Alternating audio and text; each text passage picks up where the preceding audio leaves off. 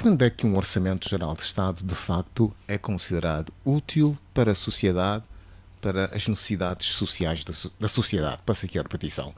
Ok. Portanto, o Orçamento Geral do Estado, para qualquer Estado do mundo, qualquer governo, é um instrumento de gestão. Portanto, todo Estado deve ter este instrumento, essa ferramenta para a sua governação. É um documento preparado pelo governo e aprovado pela Assembleia Nacional. Esse documento contém despesas, contém receitas, porque eu falei primeiro de despesas, porque há diferença entre empresas e o governo. O governo sempre primeiro prepara as despesas para depois prever as respectivas receitas. E acontece que no quadro dessas despesas estamos a falar de programas, não é? Programas traduzidos em projetos, e esses projetos numa perspectiva orçamentalmente que nós chamamos de despesas de capitais, despesas correntes, portanto os investimentos que o governo vai fazendo, as despesas todas que têm a ver com o pessoal, enfim. Isto é que é o orçamento e tem o período de um ano. E neste caso, todas as despesas que o governo vai realizando ao longo do ano devem obedecer aquilo que está escrito no Orçamento Geral do Estado. E já que o governo já tem nesse documento as despesas a serem realizadas, mas não tem ainda dinheiro, então vai ter que ir procurar dinheiro para realizar esses programas, esses projetos, através de quê?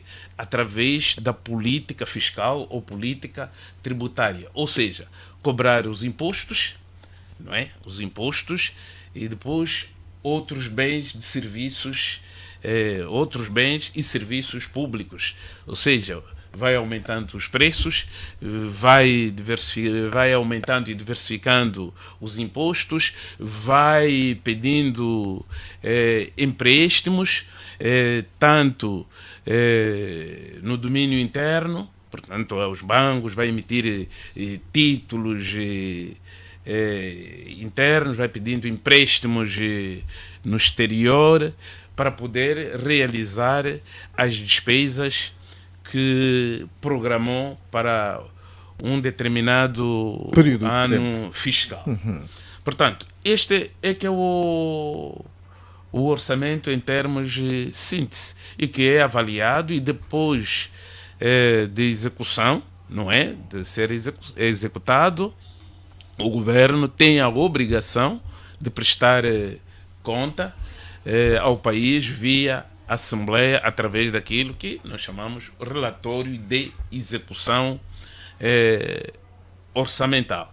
Portanto, em resumo, o Orçamento Geral do Estado é um instrumento-chave para qualquer Estado, qualquer governo do mundo no quadro da sua governação. Muito bem, é uma propositura que um grupo de cidadãos com legitimidade de gerir a coisa pública se compromete a realizar num determinado período de tempo e que deve ao máximo cumprir sob pena de ser penalizado, passa aqui o pleonasmo, pelo povo nos constantes fracassos ou sucessos que forem alcançados, certo? Concorda comigo? Essa perspectiva em resumo? Certo, porque depois o próprio povo avalia o desempenho no fim, no quadro da apresentação do relatório, não é, da execução no quadro de várias instituições que existe. Cada país é país, tem determinadas instituições encarregues de fiscalizar a execução do orçamento. Do orçamento. Temos os tribunais, temos outras a própria instituições, Assembleia, no caso, a o própria Parlamento. Assembleia, a sociedade Civil. civil, a própria sociedade geral, todos acompanham e fiscalizam a execução do orçamento do Estado, né? Muito E bem. avaliam. Muito bem, Dr. Sapal, eu gostava de chamar para falar um bocadinho, colocar a mesma pergunta ao Dr. Gomes. O que é para si um orçamento que corresponda às expectativas sociais de uma nação? Assim, em palavras muito simples, não é? Obrigado. Porque quando alguém se propõe realizar Exato. despesas e vai atrás das receitas, porque tem a legitimidade para o fazer, gera expectativas. Evidentemente. As pessoas vivem de sonhos. Quando esses sonhos não se concretizam, há naturais frustrações, Evidente. que parece ser isso que Evidente. acontece quando o orçamento não é executado num percentual razoável. Exato. Estamos a falar de acima de 50%, que assim fosse aqui em Angola, mas parece que não é o caso. Qual é a definição, qual é a visão inicial sobre esta questão que nós levantamos aqui? Pois, primeiro, desejar um bom dia a todos os ouvintes da Rádio Despertar, especialmente aqui a todos meus compatriotas que compõem este painel. Dizer que, conforme aliás disse o Dr. Sapalo, o orçamento é um documento que deve refletir a forma em como o Executivo, entre parênteses, o Estado, vai gerir as entradas, os dinheiros que entram, portanto, nos seus cofres, e como é que vai realizar as despesas. Falar assim parece muito simples, mas não é, porque na sua elaboração, o OGE, o Orçamento Geral do Estado, visa, portanto, as grandes necessidades do Estado, que são fruto das grandes preocupações, das grandes necessidades da população, portanto, o povo, que muitas vezes também se diz. Isto significa dizer que o Orçamento Geral do Estado deve refletir, portanto, os mais variados problemas que afligem a população e o que o Estado deve resolver. Quer dizer, durante um ano, tem que se dizer isso também de forma clara. Portanto, isto é durante o ano a que se reporta. Isto significa dizer que o povo tem uma expectativa muito grande relativamente ao OGE, porque é este orçamento que vai resolver os seus problemas. Problemas da habitação, problemas da alimentação, problemas de investimentos públicos para resolver problemas de estradas, água, enfim, eletricidade, enfim, todas as grandes preocupações da população. Ora, se durante a sua elaboração este orçamento, este documento não refletir a verdade das grandes preocupações da população, implica necessariamente que o orçamento não vai corresponder com as expectativas. Não vai resolver os grandes problemas que afligem a população. Eu posso dar um exemplo, e que muita gente gosta de, enfim, insultar e dizer coisas. Eu, por exemplo, digo o seguinte: o que é que serve aprovar um orçamento por parte de um partido político que tem problemas com seus antigos combatentes, com seu pessoal, que não consta lá, não está lá no registro, para resolver, por exemplo, essa questão, se essa camada da população não vai ser atendida por aquele orçamento? Está a falar que o orçamento pode não refletir preocupações de antigos combatentes Evidente. do seu partido ou do partido no poder. De todos, até agora chegamos à conclusão que nem o processo da UNITA, que eles têm acordo, está concluído. Quando muito o problema da FENELA nem sequer se fala. Nem se fala dos antigos combatentes da FENELA. Os que libertaram verdadeiramente o país, não se fala. Está bem, deles. este é um dos setores sobre os quais se devia Não está preocupar, no não orçamento. está no orçamento. Não está no orçamento. Aliás, O doutor Pedro a menos- Gomes verificou. evidentemente que não está. Ainda há dias, há menos de 2 semanas, o chefe da Casa Militar, ou Casa Civil, como é que chama? Furtado. O general Furtado, veio dizer exatamente isso, que a Caixa Geral das Forças Armadas está a entrar em colapso.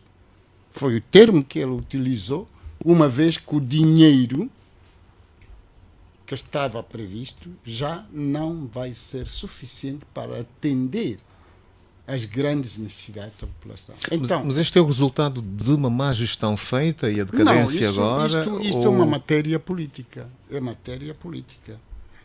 Há quem beneficia disso, há quem tira proveito disso, e, enfim, são questões de fundo, muito profundo, que requerem um debate.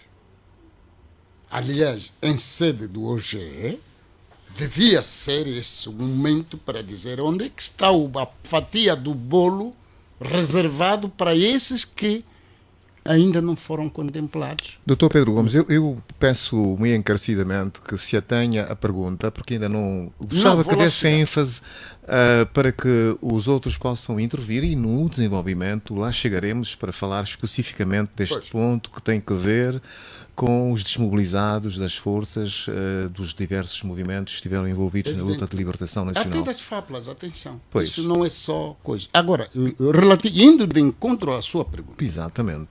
porque fala do Qual é o orçamento? eficaz. Exatamente. Socialmente Orçamento útil. útil. Então, podíamos concluir que o orçamento só é útil quando atende ou vai de encontro com as reais necessidades da população. Isto é, corresponda do ponto de vista das despesas, não é? Aquilo que são as expectativas das populações. É isto que, de facto, podemos encontrar, então, um equilíbrio entre aquilo que é o nosso produto interno bruto transformado em valor, não é? E os valores que vêm de fora, doações, enfim, até empréstimos e tudo aquilo, e aquilo que nós gastamos para a pessoa física, pessoa concreta, sem falar ainda dos investimentos que são indispensáveis para a vida das pessoas. Fernando Sacoiela, colocando a mesma pergunta inicial, mas com esta nuance, por aquilo que se está a dizer como definição, quais são as expectativas que tem em relação ao Orçamento Geral do Estado que vai a votos no próximo dia 12? São diversas as expectativas que podemos criar. Primeiro, situar que o Orçamento Geral do Estado é um instrumento de governança, não é? Que de facto reflete o conjunto de bens e serviços que o Estado oferece aos cidadãos no período estimado. No caso nosso específico, à luz do artigo 104 da Constituição, ele é anual.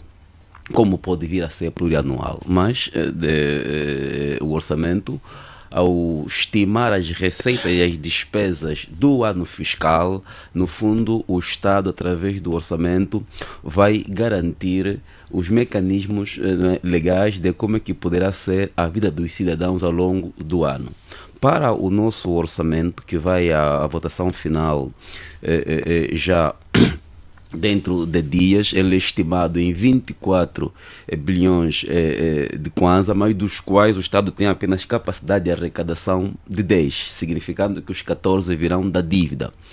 num período em que a dívida pública quase que já se encontra insustentável. Aqui, São apenas 60%, dizem que é perfeitamente sustentável. 60% é dentro dos marcos, não é? Esta informação eventualmente Já estivemos nos 100 e tal por cento. Não, mas esta informação eventualmente seja oficial, porque até o presente momento a dívida angolana está muito além daquilo que é. Está-se a falar em 80%. Mas está a dizer que há uma subscrituração da dívida registada, certificada. Há uma há uma subestimação do valor? De facto, é isto que eu noto, porque o Ministério das Finanças apresenta um valor que os outros organismos não concordam. Pelo que pensamos que há essa disparidade na informação e, eventualmente, a nossa dívida seja, de facto, ela quase que insustentável. Mas aqui, se a gente tiver que perceber os valores alocados para o Orçamento Geral do Estado e a natureza de proveniência, ainda achamos que poderá ser insuficiente para suprir aquilo que são os grandes problemas da população, uma vez que nós temos um Orçamento Geral do Estado completamente governamentalizado, ou seja, ele atende mais às funções institucionais e governamentais, deixando uma margem dos angolanos à margem do orçamento, ou seja, há uma grande fatia de angolanos que não se beneficia das fatias do Orçamento Geral do Estado, porque nós não conseguimos criar a formalização da nossa economia, não conseguimos inserir as várias formas de produção econômica que achamos marginal. 80% do setor informal é importante. Não há que ignorar isso, não é? De facto, então nós teríamos que encontrar mecanismo de podermos converter esta população informal para o mercado formal. E aqui poderia-se estimular os avanços que se dá com o PREI, por exemplo, o Programa de Reconversão Econômica, porém este programa não sai da atribuição de documentos, o que não deveria parar por ali. Era necessário que se esticasse para outros mecanismos, para que os angolanos, nós tínhamos que encontrar forma de bonificar o comércio informal, por exemplo, criar, seria um atrativo neste caso. Sim, estimular as iniciativas privadas. Nós temos estado a assistir na via pública a um conjunto de jovens que, por iniciativa própria, não é, criaram um mecanismo de evitar a criminalidade. Por via dos taxistas, por exemplo, assiste-se às chamadas placas, onde os jovens ficam ali à espera de falidas, que o outro colega taxista pode conceder de modo a ter acesso a um pão para levar a sua família. Como é que não se criaram ainda políticas que acompanhem esse desenvolvimento, essa iniciativa juvenil? Pode através da banca, criar crédito para estes jovens que vão ter acesso a meios de transporte e vão rentabilizar. Ou seja, seria uma forma de nós incrementar a economia. Temos estado a assistir jovens que fazem a produção artesanal de cadeirões e outros artefatos, né, outros mobiliários para nossas residências, enfim. E não há nenhuma visão empresarial, não há nenhuma visão bancária, nem sequer política de Estado que possa acompanhar essas iniciativas. Então nós precisávamos encontrar um mecanismo que retire a população da informalidade e trazê-los para o setor formal, de modo a podermos robustecer a nossa economia, encontramos alargar as fontes de receita além das petrolíferas. Eu penso que se o Estado tiver essa capacidade, essa dimensão holística, não é, de perceber que o orçamento não pode continuar governamentalizado, eventualmente estaríamos a trazer os angolanos para aquilo que é o Estado e não fazer com que os angolanos sejam elementos tidos como vegetativos, não é, na dimensão do Estado. Olha, Fernando Sacoiela, muito obrigado por esta intervenção preliminar, para começar. E já sei que há muito para debitar aqui no nosso espaço de análise. Eu vou agora virar-me para o Dr. Gonçalo Bula. Doutor, o nosso orçamento tem de facto inúmeros desafios para que possa cumprir a função social que elenquei no início, debitando aqui perguntas que suscitaram a intervenção do Dr. Pedro Gomes e também do Dr. Sapaulo António. São inúmeros os desafios, desde logo, por exemplo, a questão a problemática da universalização das receitas, porque, segundo percebi, parece enorme o potencial de despesas extra-orçamentais, que é um dos problemas com os quais Angola se debateu na década de 80, quando abraçou as instituições de Bretton Woods, nomeadamente o Fundo Monetário Internacional, que sempre exigiu e que fazia relatórios sobre o grande percentual da despesa que ocorre fora daquilo que é a universalidade que devia incluir-se no Orçamento Geral do Estado. Fazendo a pergunta diretamente, em sua opinião, acha que continua a haver despesas extra-orçamentais? É em número considerável, em percentagem elevada ainda? Certo que entendemos. Percebe que o orçamento captura todas as receitas que eventualmente deviam estar incorporadas para engrossar o Orçamento Geral do Estado? Ou o problema da informalidade colocado pelo Sacoiela é de facto um dos maiores problemas, atendendo ao facto de termos uma economia eminentemente informalizada? Digamos, o problema do orçamento em geral do Estado de Angola não é um assunto novo. Falou muito bem, estamos a falar da década dos 80 e não só. Tivemos alerta ainda muito recentemente, em 2005, de alguns técnicos, economistas angolanos e não só, no despertar do partido governo de mudar o paradigma ou a transição de como poderia se mudar a posição na verdadeira versão do orçamento geral do Estado. Porque hoje é uma instrumentalização de toda a planificação estadual, em determinado período de tempo, conforme foi expresso. Digamos que é o guia de toda a ação governamental. E a expectativa é tanta.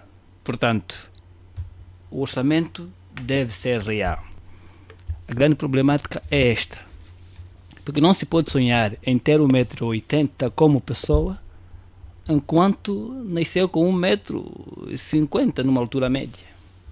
Há um adágio da economia doméstica que nos ensinaram muito bem, que ao tiver que fazer o pirão é importante medir a água e a fuba.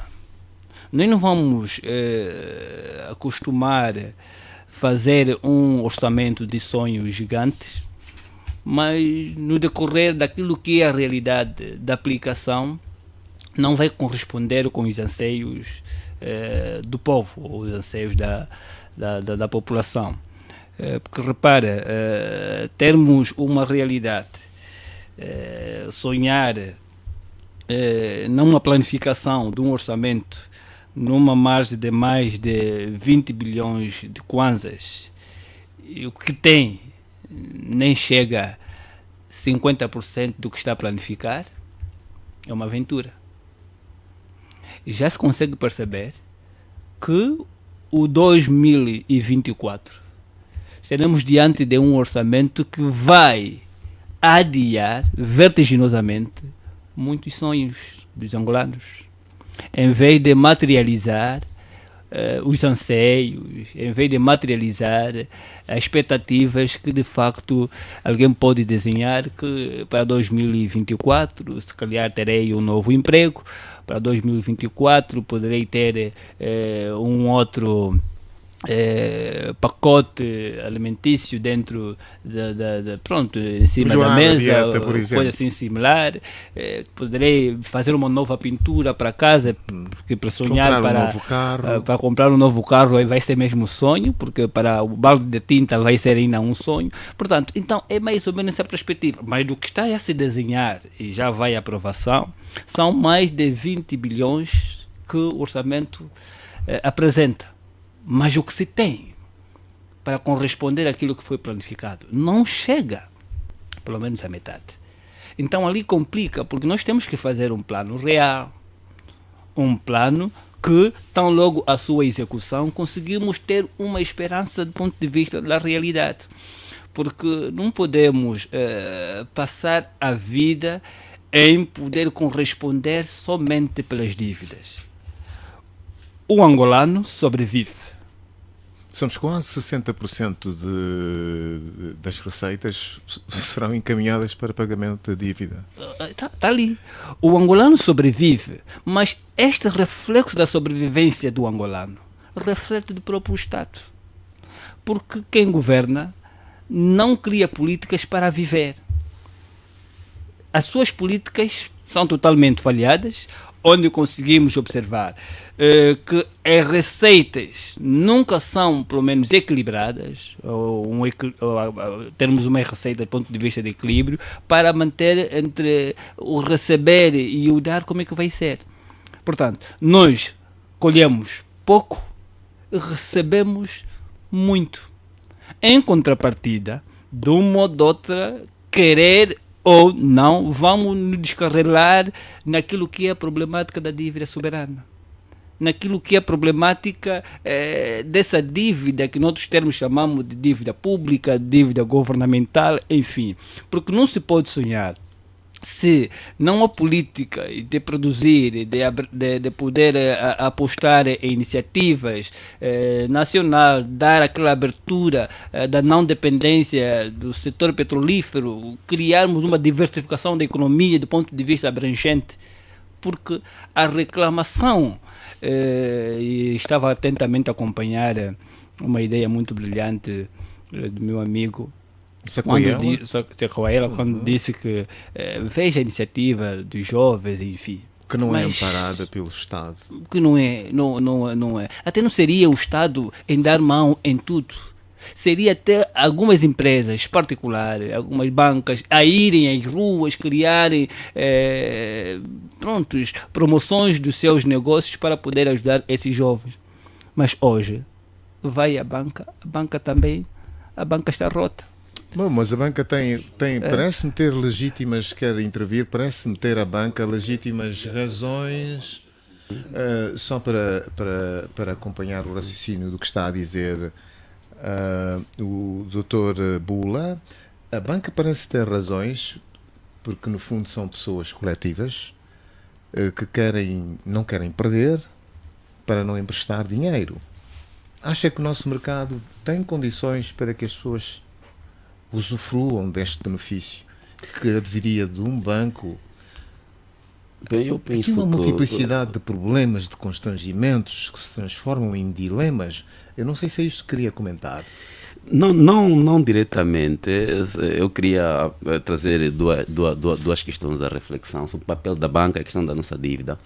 Eu penso que a banca estaria muito alinhada naquilo que tem sido algumas ideias de conversas de quintais que tem estado a avançar certo político da nossa praça. Diz-nos que a banca é um espaço de convergência de ideias, né? Um espaço onde... E também de interesses. De facto, onde há elementos que têm dinheiro e sem ideia depositam. Elementos que têm ideias sem dinheiro e vão lá buscar o dinheiro. Ou seja, a banca tem que fazer fluir o capital, tem que haver circulação de capital. Não, isto é o ideal, não é? De facto. Estou a falar da nossa realidade. E a nossa banca... A literatura é prolixa neste tipo de matéria. Isto está mais do que estudado Agora, o ideal... Portanto, E o real é que a nossa banca transformou-se num espaço de pagamentos de salário. Faz-se ali a circulação de salários. A banca não acompanha o mercado. Então é preciso que se estimulasse a banca para essa direção. Mas qual é a segurança que pode ser dada ao bancário para que ele possa emprestar dinheiro? Existem mecanismos de hipoteca que os negócios podem oferecer. Não, qual é a segurança jurídica que é? E esse é um dos problemas que é recorrentemente levantado. A lei das terras, ou da terra, se quiserem. A frágil propriedade privada, a certificação da propriedade privada. Uma grande parte do património habitacional aqui de Luanda tem este problema da certificação. Mas, Solombe, e as pessoas quase que não podem usar o património que detêm, seja de que natureza for, para garantirem ao banco que efetivamente, se pedirem um empréstimo, vão restituir. Não, mas Solombe, ocorre que o patrocínio do Estado para os créditos que se fazem na banca não pode ser só para altas personalidades ou para altas individualidades. Pois, eventualmente são as que garantem a restituição do valor. Não percebo. Eventualmente, estas altas individualidades são as que dão garantias ao banco de que vão restituir o valor. É a ideia de menorização que temos do cidadão. porque o Estado, mais do que proteger as grandes individualidades que já têm capacidade de financiar, deve proteger os cidadãos. Mas qual é a segurança jurídica que nós podemos dar a um banco? Se se cria, por exemplo, uma cooperativa de jovens com iniciativas como aquelas que nós avançamos, por exemplo, não é? Estão organizadas em cooperativas devidamente legalizadas, o Estado pode criar mecanismo de afiançar a intervenção destas iniciativas junto da banca, porque são entidades legalizadas e que têm, por parte do Estado, alguma garantia de que, se eventualmente o negócio falir, ainda assim o banco não vai perder aquilo que injetou, porque o Estado comprometeu-se em acompanhar essas iniciativas, e garantíamos nós que não estariam todas as iniciativas estas a falirem. Eventualmente algumas iriam resultar, e eu penso que, de facto, no contexto em que nós nos encontramos, de um Estado patrimonialista, nós precisávamos assacar a responsabilidade do Estado na dimensão social, porque nós temos um Estado quase que dá conta de tudo, mas não é porque isto ocorreu sem alguma planificação. Planejou-se esta dimensão de concentrar um Estado patrimonialista. Este é um aspecto. O aspecto que eu queria também que nós aqui avançássemos relativa à dívida, não é a dívida pública, é que nós falamos da dívida pública, mas eu queria citar a expressão do especialista de Oxford, Rui Verde, que tipificou a nossa dívida como sendo a dívida odiosa, não é? Porque ao longo dos anos, desde 2005, por exemplo, em que, para a necessidade da reconstrução do país e o relançamento da economia no pós-guerra, houve a necessidade de se recorrer a vários credores, e a China apareceu como sendo aquele que poderia dar alguma luva à nossa economia. Nós fomos contraindo uma dívida em nome do Estado, mas que depois acabou por servir em grande escala os particulares. A grande questão que se coloca em relação à dívida odiosa, eu percebo, teria Angola autoridade para enfrentar o credor chinês não pagando a dívida por se considerar injustamente contraída num momento histórico de Angola? Porque a consequência da dívida odiosa é esta, que Angola tenha, como se costuma dizer, no lugar para enfrentar a China nos tribunais internacionais, evocando que a dívida foi mal contraída, foi injustamente contraída, pelos critérios que todos nós conhecemos. Mas agora que seriam quase os atores do Estado angolano podem fazer esta intervenção. Do ponto de vista moral, os mesmos atores que contraíram não podem ser os tais que vão levantar esta dimensão. Isto pressuporia naturalmente contactar, enfim, as instituições de direito internacional e contar com simpatia, espero que não seja circunstancial, de um ator internacional, que é os Estados Unidos, fazer esta aliança e pôr a China de parte. Mas haveria, de certeza, outras consequências. Eu estou plenamente de acordo com esta visão da dívida odiosa. Os angolanos, aliás, por isso é que a oposição tem insistido em fazer a auditoria à dívida para perceber o conteúdo desta dívida, o que não tem sido aceito, e os angolanos deviam tomar nota deste pormenor. De todo modo, teremos muito para falar sobre isso. Eu gosto muito deste tema, a questão da dívida odiosa, e gostava de ver as autoridades um dia assumirem que não vão pagar a dívida, porque ela foi muito mal constituída. O Dr. Sapalo está muito atento a acompanhar os nossos desenvolvimentos. Há aqui uma abordagem, esta que vem da questão do crédito, que nós, infelizmente, o mercado não tem, por razões que também são legítimas da parte dos bancos, que desconfiam sobre aquelas pessoas que efetivamente muito precisariam de crédito, de dinheiro para fazer os seus negócios. Nós estamos com um grande problema, nós diferimos no tempo a transição que devíamos fazer. Quer dizer, aqui é verdade que num dado momento nós abraçamos a economia planificada. Isto criou muitas dependências às pessoas, muitos hábitos incompatíveis com a economia de mercado. E há uma transição que devia ter sido feita no tempo, desde 1991, ou 87, aliás, quando o MPLA enfim, começou com o CEF a fazer o saneamento económico e financeiro, mas na prática não executou muito desta transição que devia levar as pessoas a criarem a cultura do bom pagador e a própria organização social. Então, isto está a impactar negativamente nesta dificuldade que estamos a viver de ir ao banco e os bancários terem confiança, aliás, nas pessoas que vão pedir o dinheiro. Como é que nós podíamos sair deste imbróglio? Porque este é um outro problema, é um problema de organização e estamos, por esta razão, recorrentemente a falar da necessidade do Estado ter de apoiar ou o Estado ter de amparar. Eu lembro-me que os nossos avós já eram pequenos proprietários e era uma cultura que se esvaiu, ou foi uma cultura que se esvaiu, precisamente depois da independência, com o suposto socialismo. As pessoas perderam o senso empreendedor, o sentimento de se superar individualmente e passamos todos a ficar dependentes do Estado. Não é sustentável.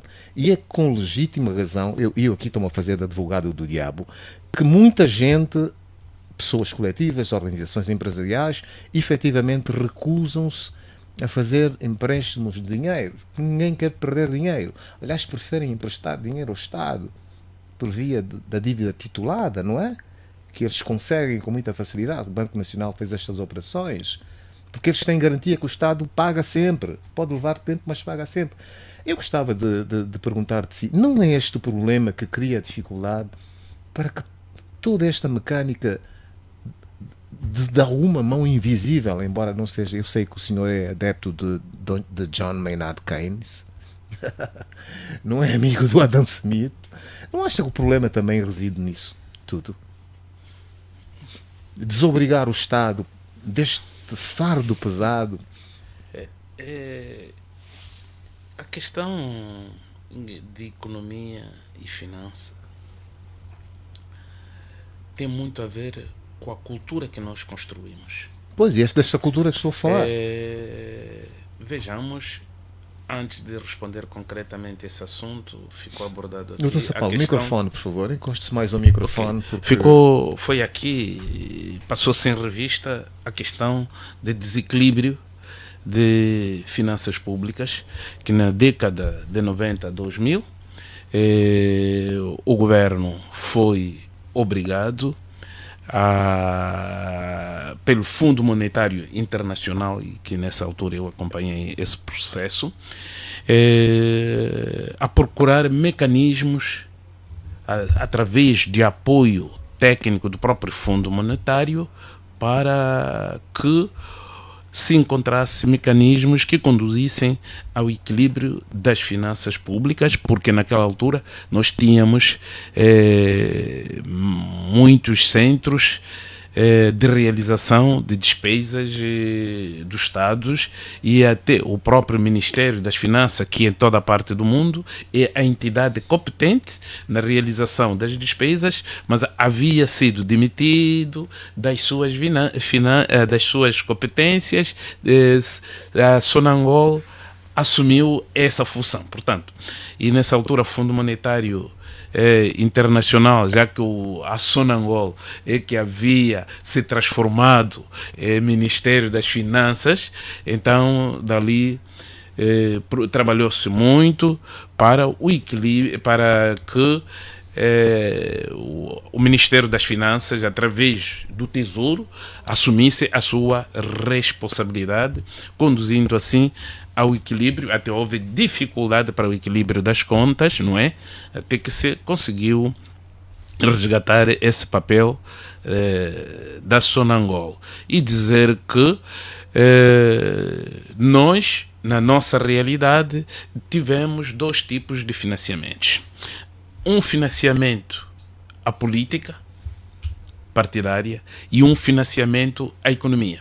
O que se mais no nosso tempo se levou mais era financiamento à política partidária e não à economia. Ou seja, os critérios adotados pelo Estado angolano, no caso concreto do governo, não elevava mais a questão de promoção da própria economia.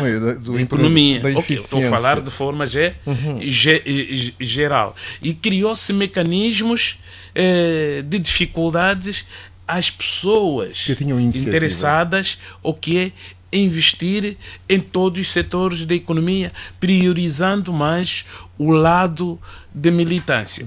E esse lado de militância nos empresários de hoje okay, não se conseguem aguentar. Certo. E esse Alguns lado de militância, muitos não eram pessoas capacitadas ou vocacionadas para o desenvolvimento de ações empresariais que levassem a desenvolver não é, a nossa situação macroeconômica. Daí o que é que acontece já ultimamente? Muitos bancos começaram a ter problemas de reaver os empréstimos concedidos, vivendo isto. Mas o banco, em termos de políticas de financiamento e de investimentos, os bancos todos no mundo têm os seus critérios. Não só emprestar. Isso é vocação universal, certo? Certo, não só emprestar. É preciso que os interessados, estou a dizer interessados em termos objetivos, pessoas que querem investir. Investir quer dizer que é navegar no risco de incerteza. Portanto, cada pessoa é livre de recorrer ao banco e obter o financiamento para o seu investimento, devendo, para o efeito, criar todas as condições técnicas, não condições políticas partidárias. Não é? Acompanhamos aqui muitos empréstimos, não sei, vimos, parece um programa Quenda, o que é que eu vi, se a memória não passa, Quenda, depois que o que vai aí dar 25 mil, 30 mil, o que aquilo enquadra-se numa política de digamos que eu disse há pouco, de financiamento à política partidária. O que é que estou aqui a dizer? É que cada cidadão recorrer a especialistas, economistas, que preparem um plano de negócio, um estudo de viabilidade e que vai ao banco, porque o banco, e como disseram aqui muito bem, não pega o seu dinheiro e entrega, não. É preciso que tenha confiança, e que tenha confiança na pessoa que vai receber o dinheiro. Isso numa perspectiva rigorosamente econômico-financeiro de financiamento e investimento. E porque se a pessoa que receber o dinheiro, daí vamos entrar em detalhe, o que é que acontece? Em momentos de crises, em momentos de desconfiança, os bancos tomam determinadas medidas, mas bancos numa perspectiva financeira, sem cor partidária. Pode emprestar, por exemplo, com juros elevados. Se haver que a pessoa que vai receber dinheiro não o garante com confiança, há um risco patente e leva os riscos. E leva a taxa de quê? De juro. Se haver confiança, ele reduz os juros. E chega a um determinado momento e que, dali que encontramos que muitos, hoje, na realidade da Angola, o próprio banco que consideramos que era o banco, como é que chamamos? O cofre azul, onde os políticos iam receber, buscar o dinheiro para fazer negócios, tem problemas de como o dinheiro voltar de novo nos cofres. Mas os bancos sérios encontram mecanismos, mas mecanismos inteligentes, mecanismos cautelosos, de modo a que a pessoa recebe dinheiro, chega, né, consiga devolver para que o banco tenha capacidade de emprestar a outras pessoas. Quer dizer, o que está aqui? Devem existir políticas que criam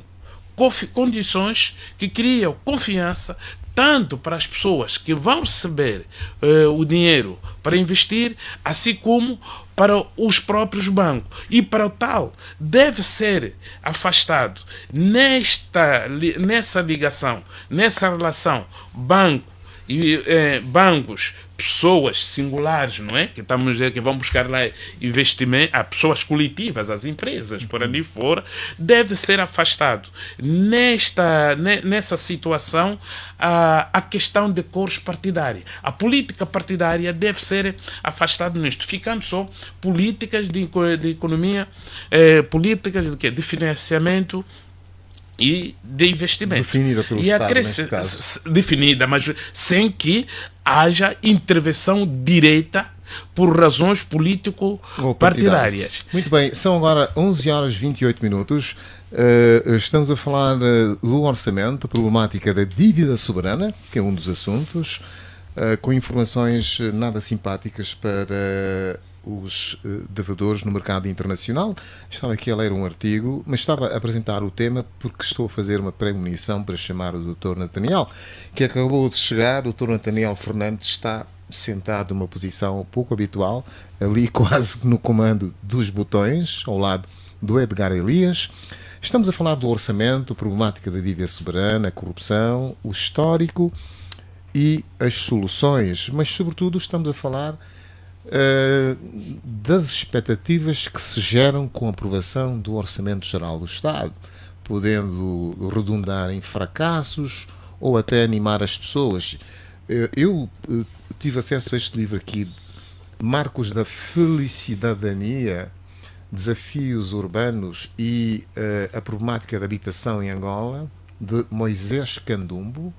Ele fala da urbanização, do acesso à habitação, que no fundo concretiza uma felicidade que está há 48 anos, no nosso caso em Angola, postergada para a realização. Cita inclusivamente, ele cita aqui, e vi aqui esse extrato feito na contracapa, do prefácio, que é de David Sambongo, que é politólogo também, que nestes concursos que foram presentes aos cidadãos angolanos, nas centralidades, os sessentões, pessoas com 60 anos de idade, estão, e só agora, a disputar com os jovens de 25 anos uma oportunidade para ter uma casa, uma habitação. Isto é um contrassenso. Isto dá-nos uma ideia do desfazamento da realização ou da eficácia dos orçamentos que foram presentes nestes 48 anos. E eu penso, sobretudo, bom dia a todos, é um prazer estar aqui novamente e falar sobre esses temas tão importantes. Muito bem-vindo. O que eu gostaria de dizer é que é sobretudo um falhanço daquilo que é a política, né? Essa falta de realização dos angolanos nos bens que são essenciais demonstra que, em termos políticos, há uma incompetência grande em trazer a realização dos angolanos naquilo que são os principais anseios, e que são anseios universais. Por exemplo, a habitação é um anseio universal de todo homem. Só para dar um exemplo, eu sei que não é motivo de comparação, sempre que falo de outros países me dizem que não podemos comparar Angola com outros países. Eu acho que é errado. Nós precisamos de facto comparar com outras realidades para nós vermos o quão distante nós estamos dessas realidades, e se nós não fizermos esse exercício de comparação, pioramos a nossa situação, porque começamos a achar normal as ausências e faltas que algumas coisas que trazem realmente a realização do homem não se passam no nosso país. Mas deixa eu dar esse exemplo. Na Alemanha, ao chegar à universidade, a pessoa recebe do Estado um subsídio para alugar casa, né?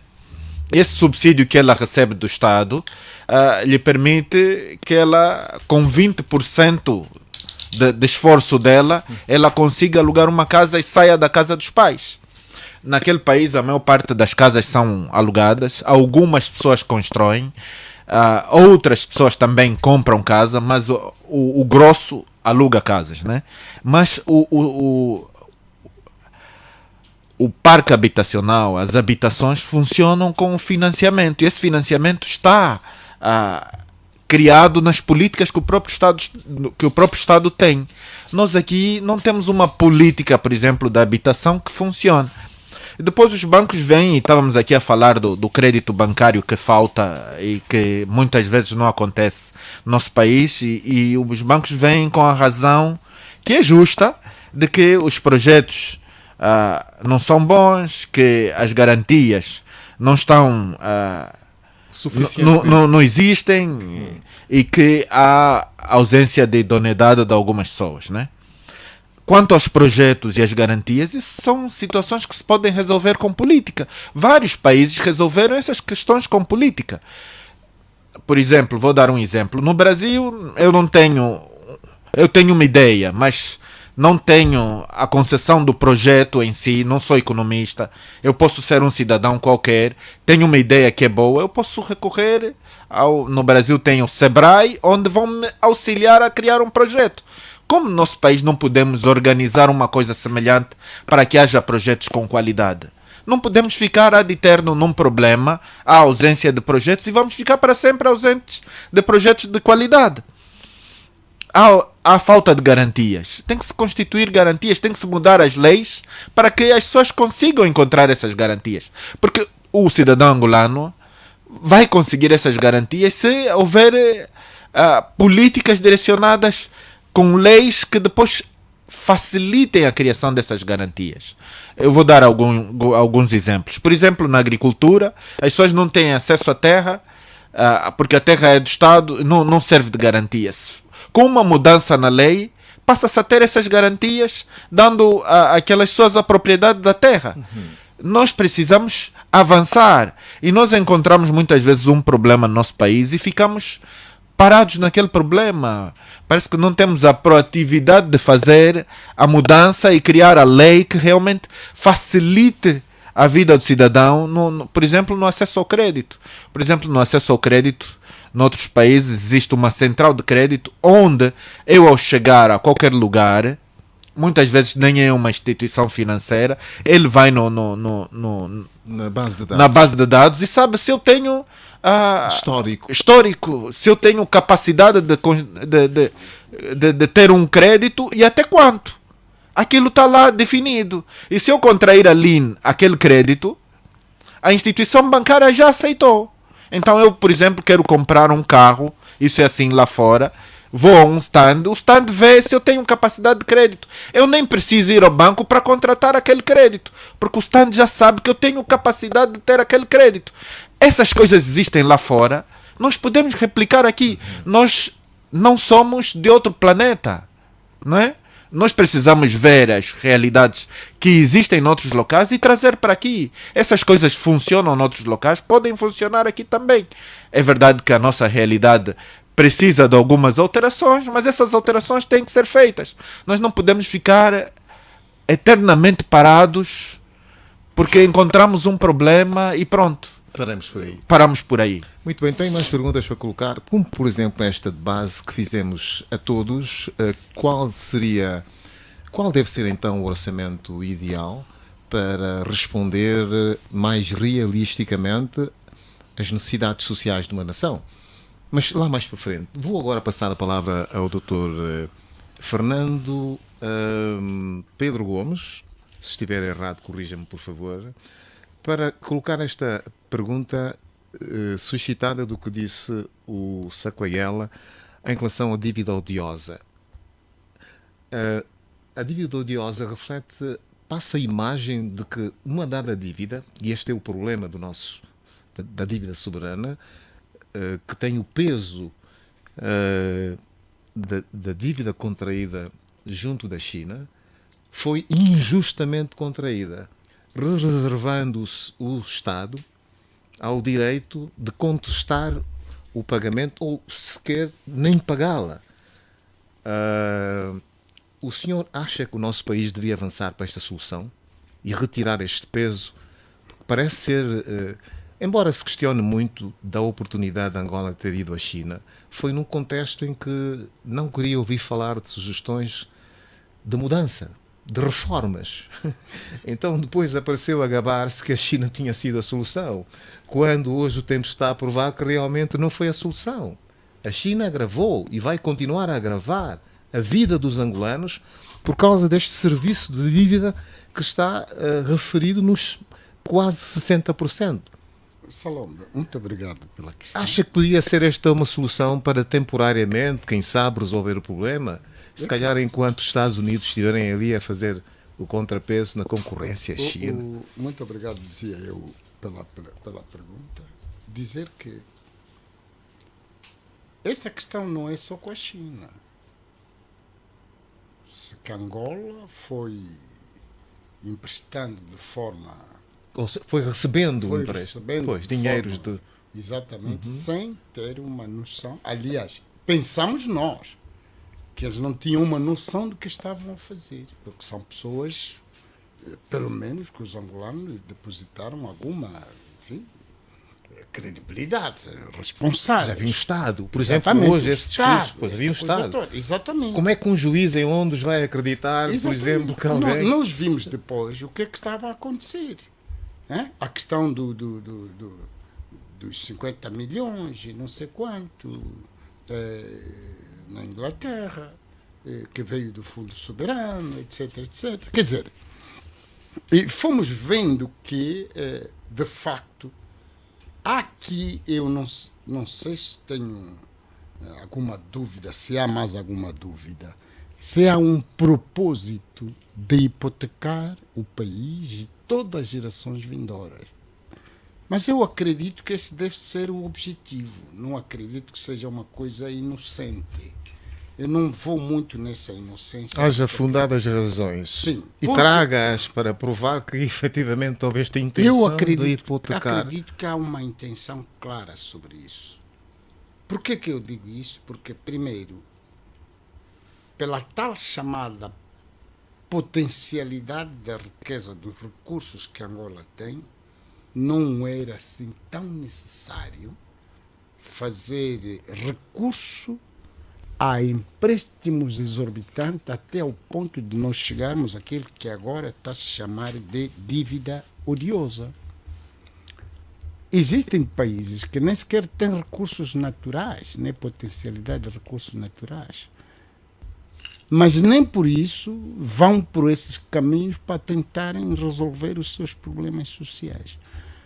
Por outro lado, caro Salomé, eu fundamento esse argumento por uma situação muito clara. Falou-se aqui do CEF, Saneamento Econômico e O Financeiro. famoso CEF. O famoso CEF, em que nós estávamos na plenitude, digamos assim, do funcionalismo público. Pelo menos eu e o Dr. Sapaulo. Foram colegas, é? Sempre colegas, Conhecem-se. desde que começamos, enfim, nas escolas secundárias, enfim, tudo isso até as universidades, enfim, fomos sempre colegas, para dizer, Salomé, que o caso é muito mais grave do que aquilo que nós pensamos. Não é um caso, quer dizer, aqui há problema da ausência de políticas públicas sensatas. É isso que eu ensino ao meu estudante na cadeira de inovação e empreendedorismo. Não há desenvolvimento sustentável sem a promoção do empreendedorismo e inovação. Não existe. Mas, doutor hoje, Gomes, sabe o que é interessante? Esta palavra sensatez. Eu não sei se as pessoas têm noção do significado das palavras que usam. Algumas delas até são muito lindas, não é? Verdade. Trazem-nas para o léxico, enfim, as pessoas vão usando. Mas este lado da sensatez é efetivamente, enfim, é incrível. É isto. O modo como certas decisões foram tomadas. Quando alguém que governa nega a participação dos outros para definir o rumo a assumir, que o país deve assumir, para assumir, para determinar o modelo de desenvolvimento, não vai fazer parte da gestão. Quem está a gerir Não, é ele diz que é o único e legítimo, e o único e legítimo não sei representante do povo angolano. E isto dá para desconfiar. E isso já dá para desconfiar. O que realmente se quer para o país? E penso que aí quem governa peca por ali. Porque, de facto, não custa nada, ou a oposição não vai governar, mas deve contribuir com as suas ideias sensatas sobre o modelo de desenvolvimento a assumir. Hoje no mundo está provado que o país que não aposta em empreendedorismo e inovação não vai a lado nenhum. Hoje é um apanágio de todos os países do mundo. A Holanda ontem não era nada. A Coreia do Sul não era nada. O Japão não era nada. Enfim, a Irlanda não era nada. Com essas medidas de empreendedorismo e inovação, eles conseguiram. Então, em que consistem estas medidas? O Sacoiela fala ali da banca, empréstimo, não sei quanto mais. E eu ouvi ali atentamente a intervenção do Dr. Nathaniel Fernandes. Do Nathaniel dizer, sobretudo, corroboro claramente com eles, a questão é da definição das políticas para apoiar a juventude. E isso insere-se no âmbito do empreendedorismo.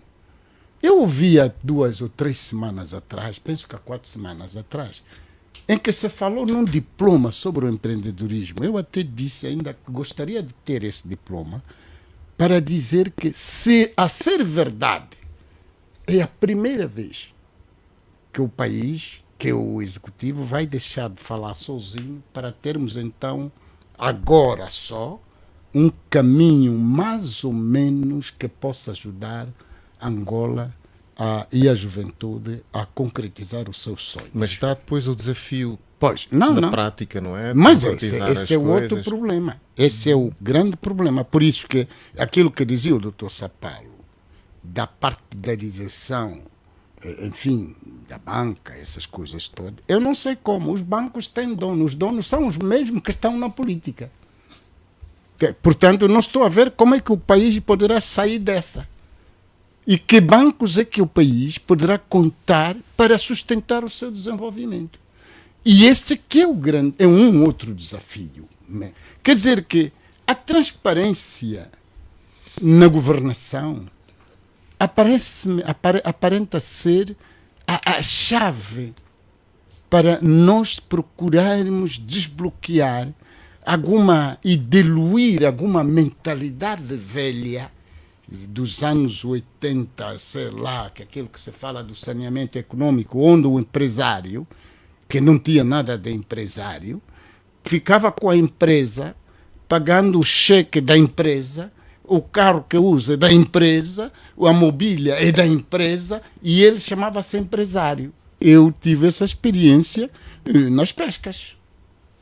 As empresas de pesca, hermanagem, não sei quanto, foram alienadas, hein? E vimos as angonaves e tudo a serem alienadas, barcos inteiros ficaram no exterior do país, até aviões, para pagarem dívidas lá onde foram, sei lá. Quer dizer, isto pura e simplesmente, qualquer termo que eu não quero usar aqui, que se chama, digamos assim, de uma governação aventureira, que não tem nada a ver com a governação, tem a ver com outras coisas, menos governação. É o que nós assistimos, quer dizer, as pessoas não estavam preparadas para governar. E agora, como corrigir isso? E é este que é o cerne da questão. É preciso corrigir isso. Eu dizia que se existe um slogan que diz que corrigir o que está mal e melhorar o que está bem, então é chegado o momento oportuno para inverter tudo, para colocar, digamos assim, o barco nos eixos, ou sei lá, o comboio nos eixos. Pois, mas isto pressupõe fazer E sacrifícios. isso não é fácil, Pois. quando de facto não existe, primeiro, os tais pressupostos da democracia. Não funciona.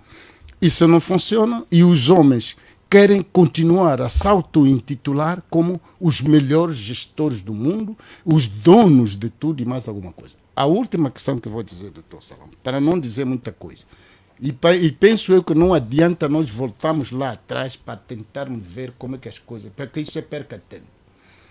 A questão que está aqui, a outra questão é, que tipo de desenvolvimento de facto nós defendemos quando a terra continua a pertencer ao Estado?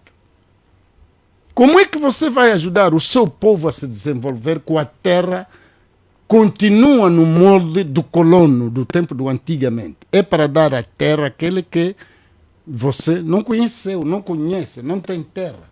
Não é para beneficiar o dono da terra que lutou pela terra mas sim para ser atribuída a uma outra pessoa que você não conhece, que vai ficar com a terra e tudo, e vai explorando as riquezas do subsolo, livremente. Alguém, eu penso que já disse isso, não sei aonde, já não me recordo, alguém chegou ali, está a ver um Ambriz, olha, agora fica de costas ao Ambriz e começa a olhar nas matas lá do Uíge, não sei o quê, Lundas, Malange e tudo aquilo. Alguém chegou lá no litoral e determinou que vai fazer exploração do ouro desde ali no desvio do Ambriz até o Uíge. Mas são todos, a maioria ali são meus parentes. Fui lá sabendo. Eu descobri que existia alguém, um empresário, que quer fazer a exploração do ouro, madeira e tudo aquilo, mas ele tinha já um croquis de localização dali até o Uíge. E eu perguntei aos meus parentes, que são sobas grandes, sobas não sei quanto, se eles tiveram algum contato com tal empresário. E tenho já os documentos todos, por isso que aqueles croquis foram feitos, se calhar, pela via satélite, via, como é que se chama, drone, agora está na moda, via drone. Disseram que não, nós aqui não vimos. Olha, eu disse que essas terras todas já estão legalizadas num determinado empresário. Então eles disseram, então vamos esperar que ele venha, que ele apareça aqui com seus tratores, para ele saber que é aqui onde se lutou para a independência de Angola. Ele vai aprender e vai saber isso. E depois fui ver, ele tem um documento já assinado pelo ministro e tudo aquilo e não sei quanto mais. Quer dizer, isso é aventura. Algum aventureiro por aí que não sabe o sentido da independência, da luta que foi feita aqui em Angola, e agora, enfim, estamos a ver isso tudo. Qual é a responsabilidade do Estado? Como é que o Estado deve enriquecer a sua população? Como é que pode tirar essa população da pobreza? Um conselho do velho Oldo Roberto, que Deus o tenha ali, diz o seguinte: Gomes, onde vocês vão ficar, batam-se com a terra. Essa é a chave para o desenvolvimento e tirar esse povo da pobreza. Liberdade e terra. Liberdade e terra. É exatamente. Eu por acaso tinha perguntas a colocar a si, mas pronto, pode discorrer. Acho que tem os microfones abertos quando quiserem intervir. Embora tenha uma pergunta a colocar. Pois, mas se é breve, por favor. Já estamos agora contra o tempo. Houve um debate muito forte na aprovação da Constituição. E nós, o PRS, defendia mesmo que a terra é propriedade do Estado. Mas só que nós podemos evoluir. Depois de pensarmos nesse momento, o problema já não está a terra ser propriedade do Estado. O problema está na política de gestão da própria terra. Porque se entrarmos no conceito do próprio Estado, que nós vamos encontrar aí terra, povo e o poder político. Então quem é o dono da terra? O que está aqui? Desculpa, eu quero aqui entender. Não, estou a dizer que nessa situação, já que no quadro da Constituição houve aquela maioria, não conseguimos colocar a questão povo, mas a questão que está aqui já é a consciência relativa à política de quê? De gestão. Porque quem está no poder é cidadão. Quem não está no poder é cidadão. As duas partes são parte integrante desse elemento que se chama povo. Faz parte do Estado. Certo. O que eu estou a dizer agora aqui, vejamos o que aconteceu depois da aprovação da lei da terra, já que há uma expressão que é odiosa. O problema é que as pessoas tornaram oportunista de forma agressiva, usaram o poder para tentar é isto. Esse que é o elemento chave e que aí quando nós falamos está no problema, está na questão da governação, porque se as políticas fossem positivas, favoráveis e que entendendo que quem que está a governar, ele está a governar em nome e para o próprio povo, não podíamos ver aqueles problemas aqui. Chega porque essa terra aqui... O que é que acontecia? Vejam, antes da aprovação daquela lei, a lei da terra, não havia o que? Muitos problemas. Aliás, a Constituição, não havia muitos problemas. Não havia cobiça. E que depois, mais tarde, as pessoas começaram a utilizar o poder para receber os terrenos das pessoas que já tinham até herança. Porque há terras que são heranças. Embora aqui entraríamos para um debate antropológico, porque grande parte dos que detêm o poder de Estado Não tinham. Não têm terra. Pois, começaram a receber pela força. E entre nós, a terra é de uma dimensão ancestral. Certo. Porque as comunidades Sim. têm o seu legado de terra. Pois. E alguns, ao não ter, tinham que se apropriar do Estado para serem Isso já no proprietários quadro disso. de abuso de poder. Claramente. O Embora que é que isso... deveria acontecer? Eu vou terminar já, né? Porque o que é que deveria acontecer? Mesmo com a aprovação da lei, aquelas terras que são herança, era só mobilizar as pessoas e quê? Legalizar, porque para nós não existiam essas burocracias, porque tinha que ter papel. O mais importante, a terra é minha, é herança, nós nos conhecemos, esta aqui a terra é do senhor, do Dr. Gomes, aquele do doutor não sei o que, é herança. Já que com a nova, digamos, com essa nova civilização, e que tinha que haver documentos, era simplificar os processos e que as pessoas legalizaram o quê? Os terrenos. A vossa civilização da política é impelar. Desculpa, eu não queria fazer aqui. Deixa eu concluir. Assim- Só 12 elementos. Mas para ser mesmo breve, porque eu queria ouvir o Sacoiela. Mas só 12 elementos. Só 12 elementos. Sem desviar do, Sim, sem do- desviar do do tema, por favor. É só 12 elementos, doutor. O doutor evocou a Constituição. Sim, para alterar a Constituição, para nós permanecermos no poder, dá para fazer a revisão da Constituição. Então quer dizer que também podemos rever a Constituição sobre o debate da questão da terra. A terra é a causa fundamental hoje no mundo das lutas que nós vimos. Aquela guerra israelo-palestiniana é por causa da terra. E nós aqui em Angola lutamos por causa da terra. A terra tinha sido usurpada pelo poder colonial e não podia manter a terra sob custódia do Estado. E tinha que reconhecer que a terra é mesmo dos grupos clânicos que existem ali. E o Estado é intermediário. Ele não pode fugir à sua responsabilidade. Tem que intermediar para regular isso, para poder enriquecer o seu povo. É assim que é. O outro aspecto, dizer que a Constituição não é barreira para resolver esses problemas. É uma questão apenas consensual. As pessoas que assumiram o poder desde 1975 sabem-no perfeitamente qual foi o motivo pelo qual mantiveram a terra como refém. É o que estamos a assistir. Hoje os povos são pobres, quando o banco tem diamante, tem tudo, estão ali a correr a legalizar as terras via satélite, via não sei como, para que ficarem com os diamantes, com recursos, Doutor, porque quem pode... nós estamos a levar tanto tempo, é só para dizer que não há contradição entre o seu pensamento e o meu, não há contradição. A única coisa que eu disse vou que está na gestão. O problema eu disse vou dirimir. Eventualmente ele terá pedido a palavra para reforçar. Não, deixe o Sacoiela falar. Ele pediu primeiro. Olha, por acaso tem aí um bom livro que estou agora a ver. Desculpa a publicidade. Mas seja breve, porque estamos a gerir mesmo tempo. A seguir vai falar o Dr. Bula, tá? Peço compreensão. Bom, eu queria, na linha do que ia dizendo o meu velho Pedro Gomes, sobre a questão da governação que tipificou-a como sendo aventureira. Sim, Sem se esquecer da ociosidade em que se transformou este capital, que são as terras, estes novos latifundiários detêm as terras e não fazem nada. De facto. E ainda por cima não pagam imposto, não é? Deviam pagar, o Estado devia criar um mecanismo.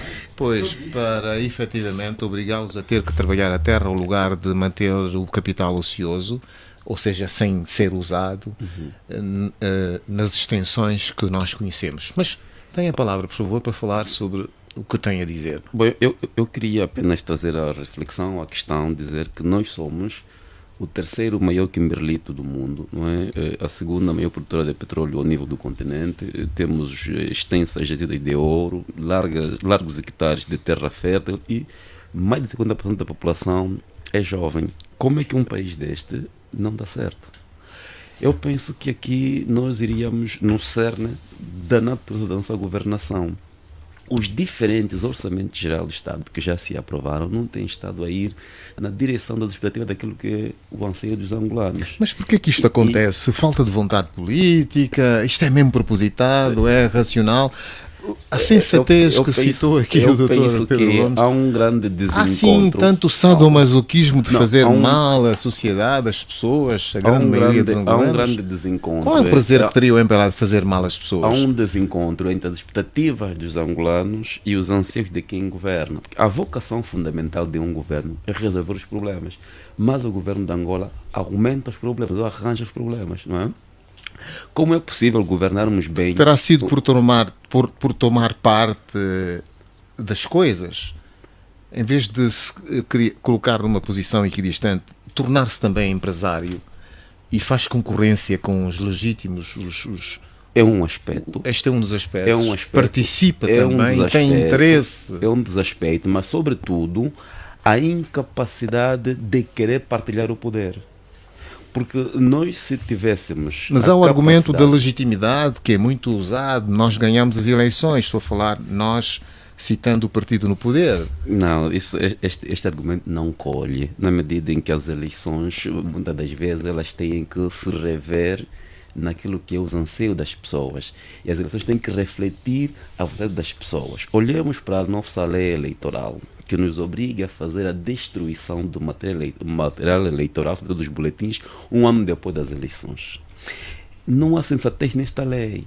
Porque no limite, eu, enquanto historiador, deveria advogar que os boletins jamais são destruídos.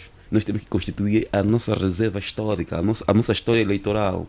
Por que nós não transferimos esses boletins depois de um ano para o Arquivo Histórico Nacional? Por que temos que destruir a história eleitoral do país? Então as eleições têm que ser mais do que justas, têm que refletir a vontade das pessoas. Se as pessoas têm até pressa de destruir as provas materiais das eleições, essas eleições podem não refletir a vontade dos angolanos. Olhe os anseios que mais levou os angolanos às eleições. Uma delas, além da melhoria das condições de vida, era mesmo que houvesse partilha do poder por via do poder local. Aliás, os grandes partidos falaram do poder local. Nós estamos no segundo ano da 5ª legislatura que não há sinais do poder local. No presente orçamento disse que há uma verba, penso que na ordem dos 49 ou 50 mil que o Executivo aloca para as eleições autárquicas, mas não há uma calendarização, não há um prognóstico, quer dizer, não há indicadores reais. Se o orçamento para 2024 não acompanha a questão do poder local, e nós não falamos do poder local só por haver interesse nele, não, é porque a governação está aqui a se perguntar como é que um orçamento é estável e aceitável. O orçamento também tem que refletir a vontade das pessoas. As pessoas têm vontade de ver o poder local instituído. Se não há esta pretensão por parte do governo, os vários orçamentos, as várias medidas governativas, enfim, jamais irão de encontro à expectativa daquilo que os angolanos, os cidadãos pretendem. Um governo nesta dimensão não estaria na governação que disse aqui o Maverick Pedro Gomes, uma governação fictícia ou aventureira, enfim, porque os governos têm que ter a capacidade de penetrar a alma profunda dos cidadãos que governam. E isto não acontece, em sua opinião? Eu penso que não tem estado a acontecer, mesmo a olhos nus a gente observa isto. Quantos angolanos estão distantes dos noticiários? Isso é um barômetro. Por que os angolanos não estão interessados na vida pública? Quantos angolanos nem sequer conhecem os políticos de Angola? Esse distanciamento da vida política não se faz de forma casual.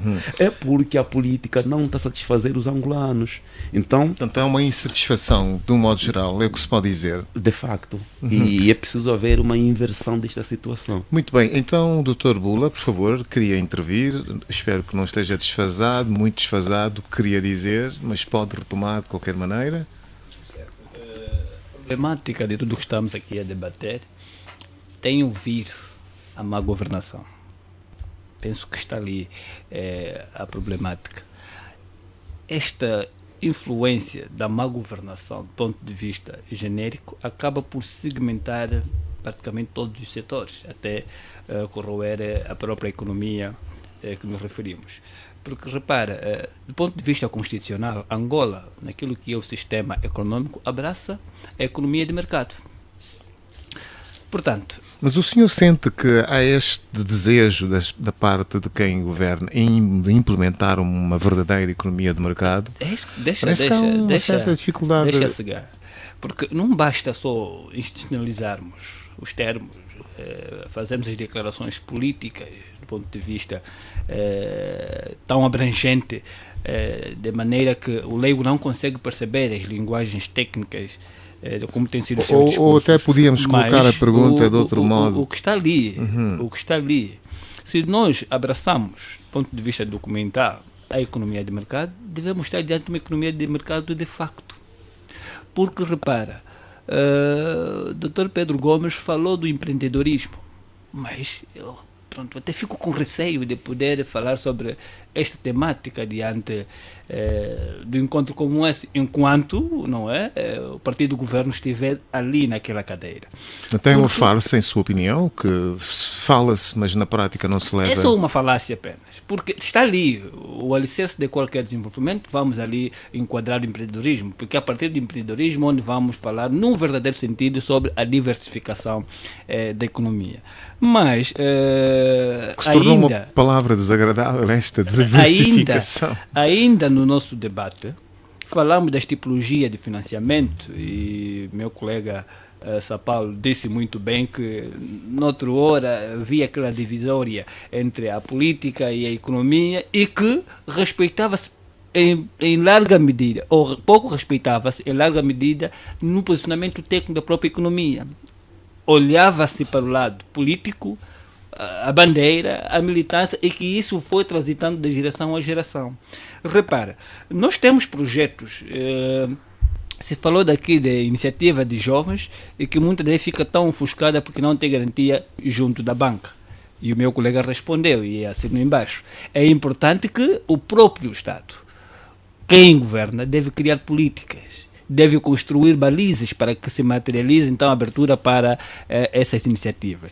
E as balizas, as iniciativas, hipoteticamente têm sido criadas, mas já direcionado naquela interpretação ou hermenêutica da democracia de partidocracia, porque o que prevalece aqui é tudo levar a cor da bandeira, não é? E criando dificuldade de todos os ensaios dos projetos acabar por sair do projeto falhado. Repara, nós tínhamos a iniciativa do CLES, penso que já se falou do Centro Locais de Empreendedorismo, o próprio INAPEM, estamos a falar a INEFOP, que hoje até se fala em pouca escala, e dentro deste projeto vamos observar a iniciativa das empresas incubadoras, ou as incubadoras, digamos, dentro do projeto, para fazer crescer, ainda que a pessoa não tiver... Mas é tudo isso que nós sabemos. Eu queria saber, porquê que tudo isto falha? Há aqui boa vontade das pessoas em fazer... Repare, nós fomos buscar exemplos pragmáticos de jovens com iniciativas visíveis, têm placas, enfim.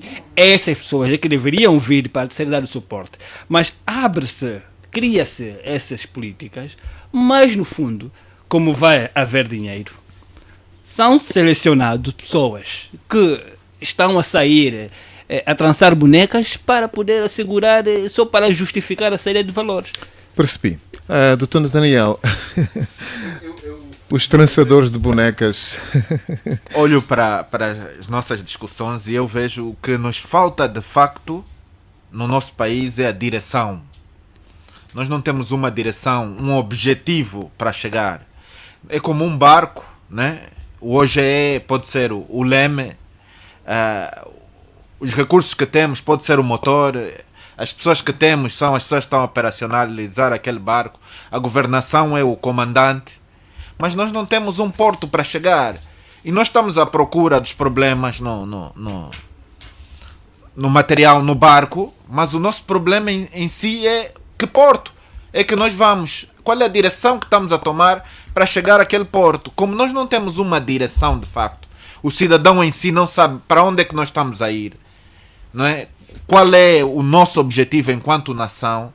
Qualquer lugar serve. Uns estão a remar para um lado, outros estão a remar para o outro, e não vamos chegar a lado nenhum. Nós precisamos definir muito bem onde é que Angola de facto vai vencer. Nós precisamos definir o objetivo do nosso país enquanto Angola, para a realização dos angolanos, para a realização realmente daquilo que é o país, para o país competir com as outras nações. Nós precisamos de objetivos. Muitas vezes vêm dizer que temos estratégias, mas se olhamos para a estratégia, fala de tudo, e quando você aponta para todo lado, você não vai a lado nenhum. Você precisa ter objetivos concretos, bem definidos, e não podem ser universais, têm que ser específicos, concretos. Porque se você meter lá tudo, você não vai ir a lado nenhum. Isso é objetivo. Não há nenhuma empresa que defina que vai ganhar em todo lado. Não é? É preciso, quando se faz estratégia, fazer sacrifícios. Sim, sim. O problema de fundo consiste em que é o Estado que deve definir a cultura, que deve definir... E era aí onde eu queria chegar. É ali onde o doutor Sapalo estava a dizer, que aqui o problema é nós todos somos, digamos assim, reféns dessas definições. Mas era exatamente Mas as pessoas não querem que haja participação dos outros para definir esses itens. Era exatamente aí onde é que eu queria chegar. Para onde queremos ir? O que nós queremos? Esse que tem que ver são as definições que temos que fazer. A governação que nós temos tem falta de visão, tem falta de direção e tem incompetência grande. Sim. Eu tenho um amigo que diz assim, e até apontei bem isso aqui, diz assim: o lobo perde o pelo, mas não perde o vício. Com a governação que nós temos, os vícios vão continuar a acontecer. Exatamente a mesma coisa, porque são os mesmos que estão lá. Nós precisamos de uma mudança, porque eles vão continuar como lobos, né? E o lobo pode perder o pelo, mas o vício não vai perder. Nós vamos continuar a ser a mesma Angola enquanto nós não tivermos uma mudança, uma alternância naquilo que é o poder político. Isso não está a acontecer. E enquanto não acontecer isso... O PIN vai continuar a ser apoiado. Contrariamente, não vamos encontrar no orçamento nenhum falar sobre as autarquias locais. Não haverá. Não há. É conversa para o boi dormir. Não há autarquias locais aqui. Isso não é prioridade para o país. Já viu o que é a mentalidade de alguém? Não é prioridade. Portanto, o PIN vai continuar. O PIN vai continuar porque aqui tem estratégia da continuidade no poder. Ok? E quer dizer, tantas outras coisas vão continuar porque são prioridades para um fim. Qual é o fim? É a manutenção do poder. Ponto final e parágrafo. Está bem, eu fiquei com a percepção, portanto... É um processo que temos que acautelar da nossa população, gerirmos, mas pensarmos bem em 2027. Porque nós não precisamos mas de uma simples alternância. Deve perceber, mas é importante uma transição real. Na mesma proporção, para contrariar e se perpetuar o poder, no sentido contrário, aquele que está a apontar, de sensibilizar o povo e etc., o partido no poder está a investir seriamente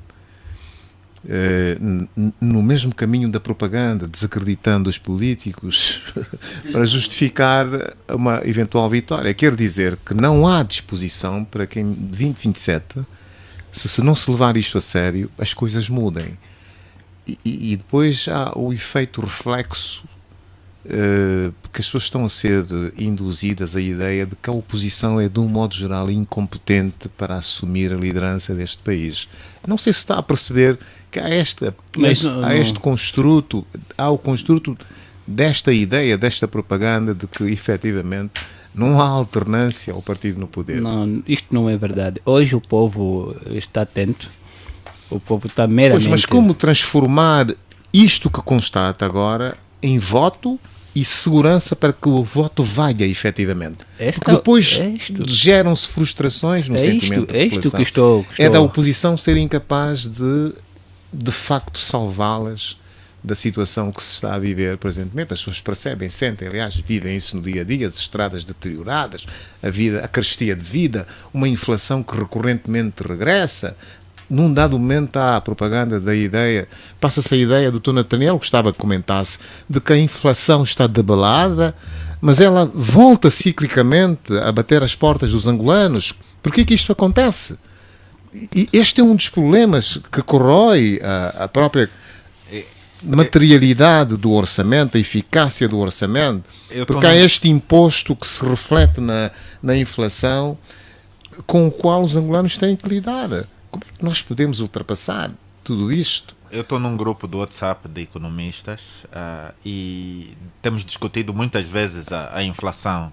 E a nossa inflação é de facto um problema estrutural. Nós não temos oferta suficiente porque não produzimos e dependemos basicamente das importações. Certo. E as nossas importações não são suficientes, porque se nós tivéssemos muito produto, nós teríamos menos inflação, teríamos a coisa mais estável. Mas como há ainda a situação de escassez, nós acabamos tendo inflação. Mas às vezes as pessoas dizem, mas há muito produto aí que não é vendido, que não... Isso também implica na própria oferta, porque o produtor pode produzir os tomates, mas se ele não consegue distribuí-los... Atenção, o tomate. Sim, se ele não Prefiro consegue que diga no distribuir, singular. Porque senão toma um caráter insultuoso. O produtor pode produzir o tomate, mas se ele não consegue distribuir de facto, nós vamos continuar na escassez. Agora, ele consegue produzir o tomate e até poderia distribuir, mas a um custo muito grande, vamos continuar na escassez. É preciso limar tudo no sentido de que quem produz consiga chegar até o mercado com competitividade e qualidade. Isso nós não temos. Mas continuamos a ter o problema da competitividade. É que os custos de produção acabam por, enfim, desestabilizar a colocação do tomate produzido localmente. E enfim, começa Na a ter... mesa todos os angolanos. Primeiro presidente de Cabo Verde, como é que ele se chamou? O primeiro que conduziu a luta pela libertação nacional. Ele trabalhou aqui em Angola durante muitos anos no Kwanza Sul. Sim, Amílcar Cabral trabalhou no Kwanza Sul durante muitos anos como regente agrícola. E o que é que ele dizia?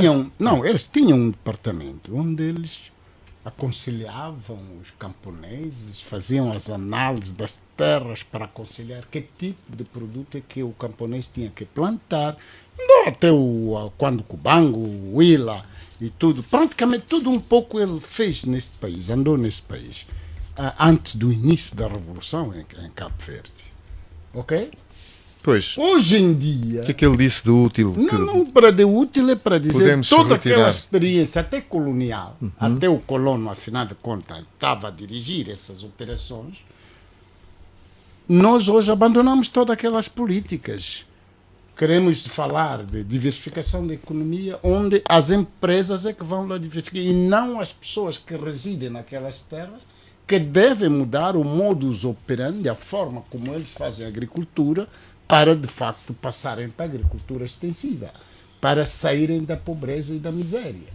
Então, quem vai fazer aquele trabalho de educar o camponês, de ensinar como é que deve fazer, de desbravar a terra, de impedir que eles não cortem as árvores para fazer madeira, para fazer carvão ou uma coisa parecida? Quem vai ensinar isso? Mas a questão, este é um discurso realmente que me transmite um certo arrependimento. Terão feito mal os angolanos lutar pela sua autodeterminação? Eu acho que sim.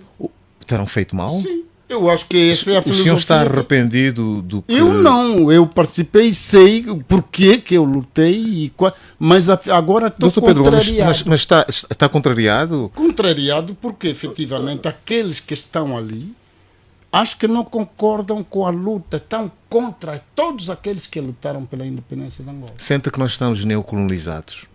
De que maneira? Essa pergunta até não sei. A prática já o diz. A prática diz tudo, Carlos Salomão. Bem, Não tenho dúvidas absolutamente nenhuma. Nós não somos tidos nem achados. Mas talvez, Todos que lutaram pela independência não têm valor neste país. mas razoabilize o julgamento, porque o grupo que governa pode não ser o mais indicado para efetivamente Suspeito, levar Suspeito. à Eu prática tenho razões, aquilo doutor eu posso lhe dizer uma coisa. Tudo que nós estamos aqui a debater, todos os problemas que estamos aqui a falar, Pois. tem uma essência. Eu tenho a porta de entrada e de saída. É que a independência de Angola e de muitos países africanos, sobretudo a expressão portuguesa, não teve o mesmo critério. Cada grupo defendia uma tipologia de independência. Portanto, eu não me estranho com esse tipo de comportamento. Há grupo que era autonomicista, que era independentista, que era integracionista e tudo aquilo. É uma questão de dizer qual é esse grupo que governa Angola, se é autonomicista ou integracionista. Muito bem, falar direto está nos momentos derradeiros, mas não vamos concluir sem antes fazer o nosso sum up, as nossas conclusões. Passo aqui a repetição.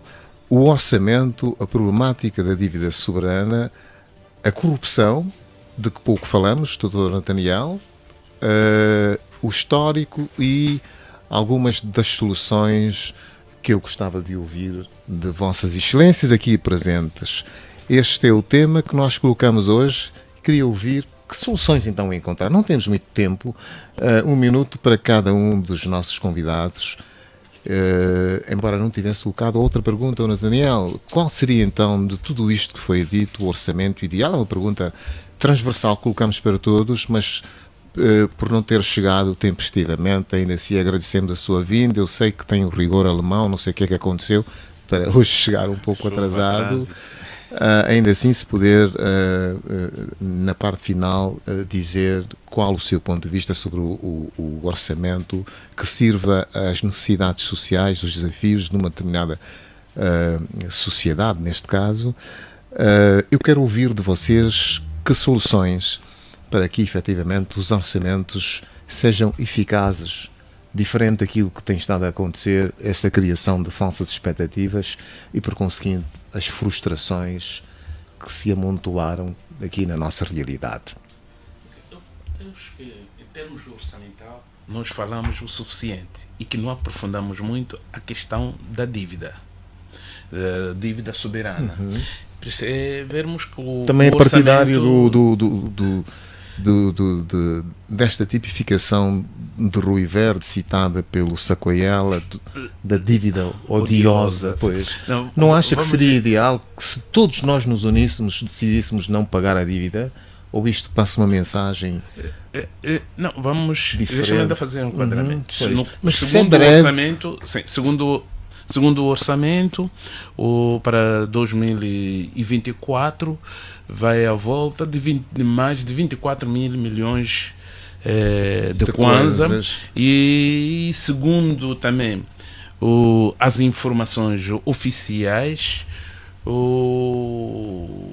a dívida pública vai à volta de 83,9% do PIB, o que pressupõe que o país vai sofrer uma pressão forte e grande parte das receitas que poderá conseguir destinarão-se para pagamento da dívida. Sim, para honrar este compromisso. Mas Angola tem este histórico do no default.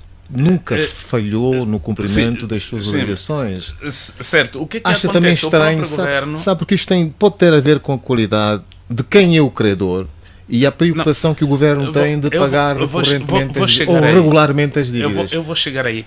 O próprio governo diz ainda, segundo a informação, que a dívida ainda é sustentável, que não é verdade. Pois há esta porque bandeira o governo, que certo, segundo essa informação, que a dívida ainda é sustentável.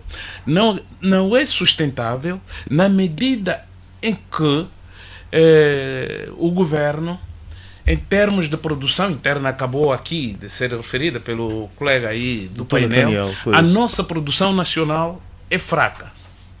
E que vivemos mais na base do petróleo. Mas mesmo a E há exploração uma- de petróleo está numa fase de declínio. É certo, Estamos não, com é 1 onde é que milhão estou e- chegando. pois. A produção é interna, a nossa produção é fraca, e o que vai acontecendo? Aquilo que eu disse, o país em todos os domínios vai sofrer pressão e continuará o governo angolano a recorrer a empréstimos, tanto internos como externos, e que grande parte destes valores a obter do empréstimo e destinarão-se para O pagamento para a dívida. regularização das dívidas e pouco valor para a intervenção A realização da despesa pública. das despesas Pois. internamente. Sociais, E no agora, caso. o que aqui teremos que, em termos de quê? De soluções, obviamente, primeiro, Doutor, microfone, por favor. Ah, Encoste sim, o seu sim. microfone. primeiro é preciso conquistar a confiança, tanto confiança interna como a confiança externa. Mas o doutor acha que há margem para reconquistar a confiança por parte do Executivo? 48 Vou chegar. anos no Não é poder. este governo. A confiança, o que quer dizer? Para a conquista da confiança mesmo é que o preciso que haja governo mudança saia- política. Não. Uhum. Saindo. Há uma herança que vai ficar para os angolanos. Não, mas corrija-se, porque geralmente quando surgem novas ideias que das pessoas que não faziam parte de um Do determinado grupo, há uma inovação. Há uma A pouco expectativa, pelo Sim, menos. há uma inovação. Do ponto de vista psicológico, não é? Ok. Saindo este governo, entrando o outro, porque a dívida terá que ser assumida. Se não optarmos pelo caminho do tratamento da dívida odiosa, não é? É certo, Eu, por acaso, sou terá adepto. que ser assumida por Pois. uma questão simples. De ponto de vista político, sim, não, por isso que eu estou a dizer que terá que ser E quando quando se tem diz havido que pouca preocupação em relação à renegociação, Sim. não é? quando eu estou a dizer que a dívida Pois. deve ser reassumida, porque o que é que acontece? Geralmente nós estamos aqui, não temos informações úteis sobre a dívida real. Não temos. E quais são os... Ok. Desculpa. Desculpa, vou chegar aí. E nós não conhecemos, de facto, quais são os... Conhecemos alguns, mas não conhecemos todos quais são os credores. Pois há O que quer dizer que o problema novo dos governo... termos- O dos novo termos da governo... contratação, porque a dívida Não, vou chegar à aí. O China que é que foi... por isso que eu disse que Não tem que foi ser reassumida, mas muito depois pode ser transparente. renegociada. O que é que eu estou a dizer? Quando eu disse que terá que ser reassumida, quando entra um novo governo, os credores começam a respirar de uma outra forma. Assim como as instituições internacionais financeiras. Aí onde é que eu quero chegar? Mas já percebi, doutor. Não tenho muito mais tempo, doutor Sapalo. Vou mesmo ter que te retirar a palavra, passando para o Sacoiela para fazer a sua conclusão. Que soluções é que nós deveremos... Porque há uma herança que vai ficar, está a dizer o doutor Sapalo, que vamos ter que assumir, não é? Que é muito pesada.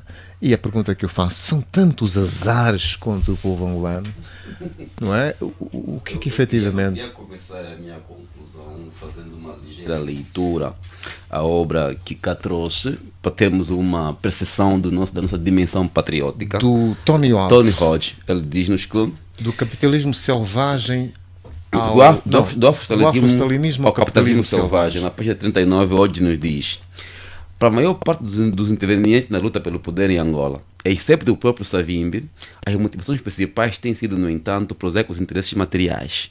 Eles continuam empenhados numa luta pelo controle do Estado, porque esse controle é decisivo para se poder ter acesso aos recursos gerados pelo petróleo e pelos diamantes. Ou seja, nós precisávamos de mais do que interesses materiais, precisávamos de patriotas no poder.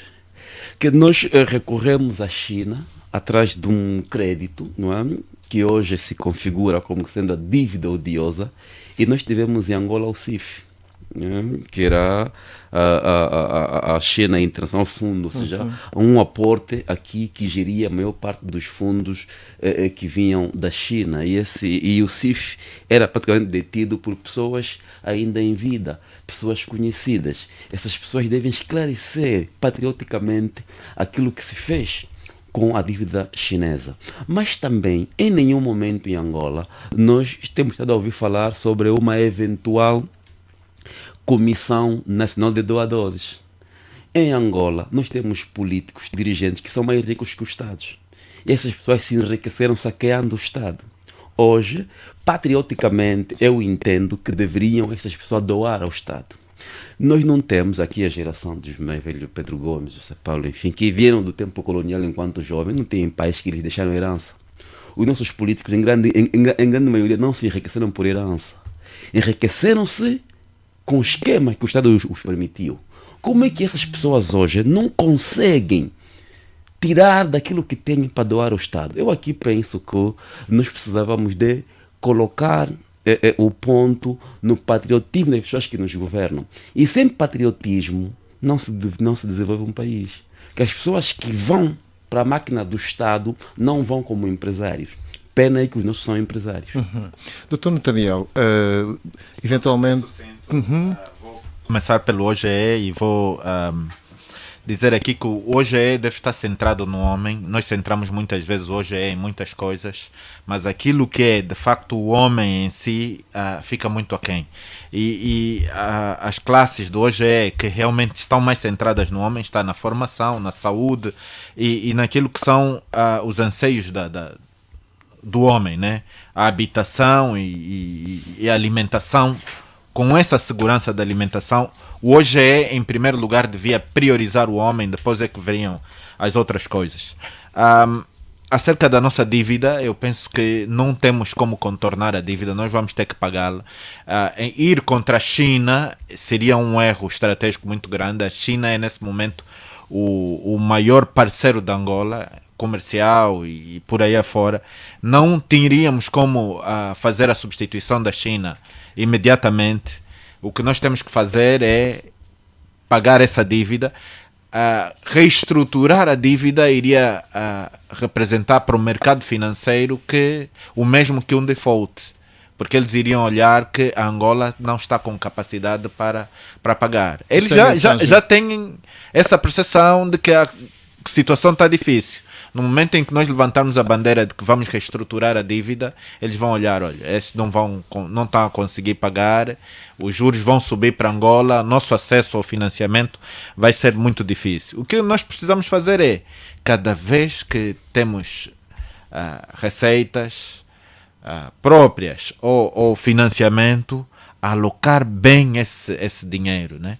Essas receitas, esse financiamento precisa ir para locais onde realmente tragam um bem-estar para os angolanos.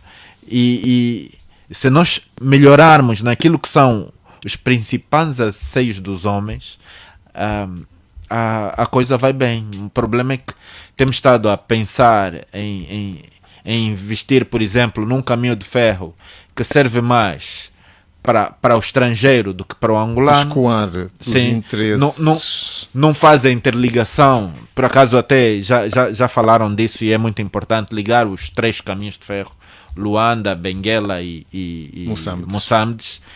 Essa capilarização dos caminhos de ferro é essencial e nós durante muito tempo não pensamos nisso. Nós estamos muito atrasados naquilo que é um investimento a pensar no progresso da Angola. Quase todo o investimento nós estamos a fazer, se olharmos os grandes investimentos, estão ligados para fora. Por exemplo, o aeroporto, uma coisa grande, consumiu muitos recursos.